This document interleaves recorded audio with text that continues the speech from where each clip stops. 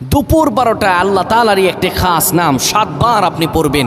পড়ে আল্লাহ তাআলার কাছে দোয়া করবেন। আপনার যত প্রয়োজন আছে, যত মনের আশা আকাঙ্ক্ষা আছে, আল্লাহ সকল কিছু কবুল করে নেবেন। যখন দুপুর 12টা বেজে যায় দোয়া কবুলের সময়, তখন আপনি সকল কাজগুলো তখন বন্ধ করে একটু যায় নামাজ বিছিয়ে পবিত্র হয়ে ঘরের একটা কোনায় কিংবা আশপাশে যদি মসজিদ থাকে মসজিদে চলে যান।